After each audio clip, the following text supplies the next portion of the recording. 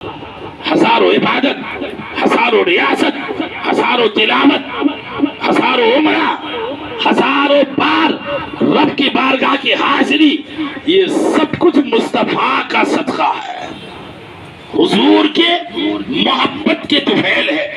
اگر وہ نہ ہوتے تو نہ آپ کے اور ہمارے لیے ان چیزوں کا وجود ہوتا، نہ ہمارے لیے رب یہ بناتا، نہ خود اپنے آپ کو خدا کہہ کے مصطفیٰ کا رب ظاہر کرتا کہ خدا بھی ہے۔ یہ سب کچھ اللہ نے اپنے محبوب محمد رسول اللہ کی محبت میں بنایا ہے، حضور پاک کی محبت میں کائنات کا وجود بخشا ہے۔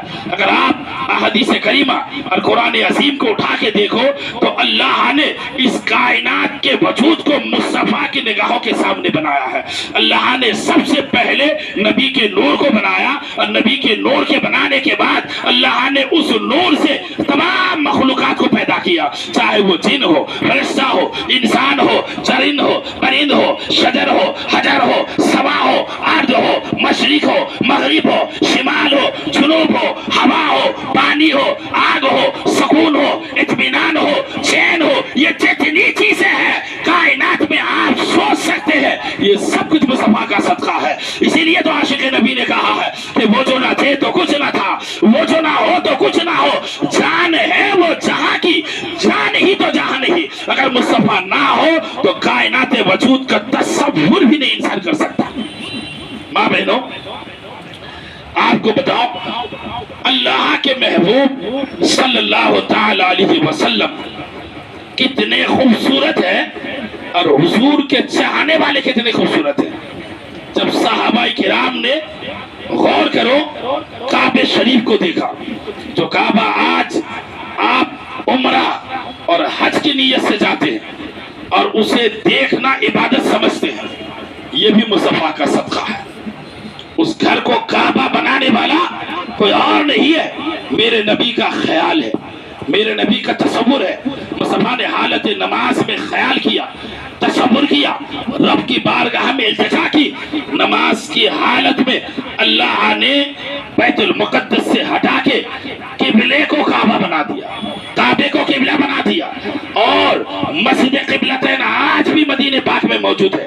اب غور کرو، یہ مصطفیٰ کا خیال ہے، میرے نبی کی سوچ ہے، خدا نے ویسے ہی مکمل کر دیا۔ اگر آپ قرآن عظیم کو دیکھو گے اور کعبہ شریف کو دیکھو گے، قرآن عظیم دیکھنا ثواب ہے، قرآن چھونا ثواب ہے، قرآن پڑھنا ثواب ہے، قرآن دیکھنا ثواب ہے، قرآن سننا ثواب ہے، قرآن اٹھانا ثواب ہے، قرآن کے تصور سے وضو بنانا ثواب ہے، قرآن پڑھنے کے سوچ سے آپ پاک صاف کپڑا پہنو تو ثواب ہے، ایسے ہی کعبہ شریف کو دیکھنا ثواب ہے، کعبے کی دیوار پہ ہاتھ لگانا ثواب ہے، کعبے کے خلاف چھومنا ثواب ہے، طواف کرنا ثواب ہے، کعبہ شریف کی طرف نظر بھر کے دیکھنا 1,00,000 نیکی ہے، ہر بار 1,00,000 نیکی ہے۔ سوچو کعبہ کتنا اعلیٰ گھر ہے، کعبہ کتنا اللہ کی طرف سے برگزیدہ گھر ہے، کتنا مقدس گھر ہے، جسے دیکھنے کے بعد انسان حاجی ہو جاتا ہے، ایسا ہو جاتا ہے گویا ابھی ماں کے پیٹ سے پیدا ہوا ہے۔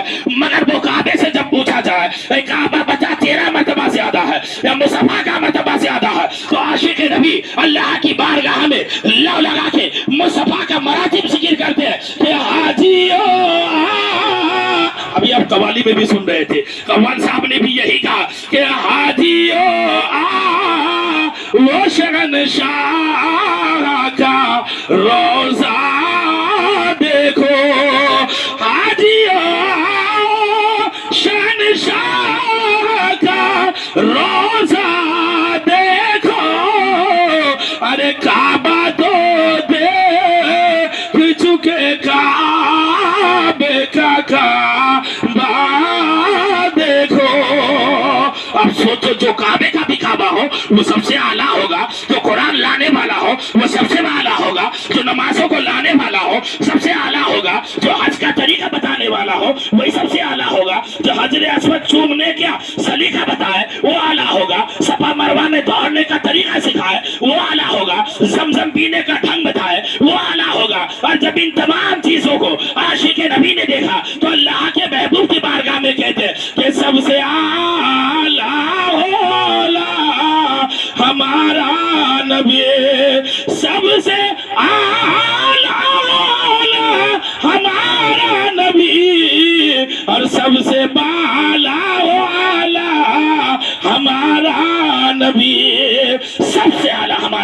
قرآن سے بھی اعلیٰ ہمارا نبی، کعبے سے اعلیٰ ہمارا نبی، نمازوں سے اعلیٰ ہمارا نبی. اس لیے کہ اگر ہم نماز پڑھنے کے لیے شروع کریں، اپنے نیت کیا، وضو بنایا، نیا کپڑا پہنا، خوشبو لگایا، ٹائم پہ نماز پڑھے، قبلہ رخ ہو کے نماز پڑھے، اس نماز میں اللہ کے سوا کسی کا خیال نہ ہو، اور آپ پوری سورہ بقرہ پڑھے، سورہ یاسین شریف پڑھے، اور اس کے بعد آپ نے اللہ اکبر کہہ کے رکوع میں گئے.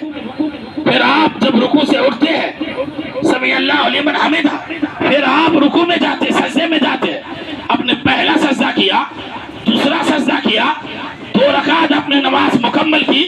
اب اتحیات پڑھنا ہے.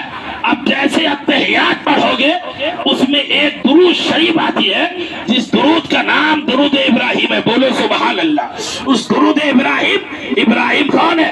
نبی کے آبا و اجداد ہے. ابراہیم کون ہے؟ نبی کا خاندان کا ہے. ابراہیم کون ہے؟ حضرت محمد الرسول اللہ کے آبا و اجداد ہے. اب جب درود ابراہیم پڑھو گے، اللہم صلی علی محمد وعلی آل محمد کما صلیت علی ابراہیم، یعنی اس وقت تک آپ کی نماز مکمل نہیں جب تک کہ مصطفیٰ کے پر درود نہ پڑھو، جب تک کہ آل نبی پر درود نہ پڑھو، جب تک کہ آبا و اجداد نبی پر درود نہ پڑھو. تو میں پوچھنا چاہتا ہوں، جن کے نام لیے بغیر، جن کے اوپر درود پڑھے بغیر جب اللہ نماز ہی قبول نہیں کرتا ہے، تو نماز افضل ہے یا مصطفیٰ افضل ہے؟ تو قرآن نبی کے بغیر دنیا میں نہ آیا ہو، وہ قرآن افضل ہے یا مصطفیٰ افضل ہے؟ جنہیں مصطفیٰ کے اشارے نے خیال نے کعبہ بنایا ہو، نبی افضل ہے یا وہ کعبہ افضل ہے؟ جسے مصطفیٰ نے بوسہ لیا تو رب نے اسے قیامت تک کے حاجیوں کے لیے چومنا ضروری قرار دیا ہے، جس کا نام حجر اسود ہے. تو بولو حجر اسود افضل ہے یا نبی افضل ہے؟ اللہ کے نبی نے کھڑے ہو کے زمزم پیا. کائنات وجود میں اللہ نے زمزم اور وضو کے پانی کے علاوہ کسی کو کھڑے ہو کے پینے کی اجازت نہیں ہے. سوچو کہ مصطفیٰ کا حکم زیادہ افضل ہے، پھر وہ کعبہ شریف کا نقشہ زیادہ افضل ہے. اس لیے سب سے اعلیٰ ہمارا نبی، سب سے بالا ہمارا نبی، کائنات میں سب سے اچھے ہمارا نبی. اور پھر میرے آقا نے ان تمام چیزوں کو جب عطا فرمایا تو عاشق نبی نے کہا، کون دیتا ہے؟ دینے کو منہ چاہیے، دینے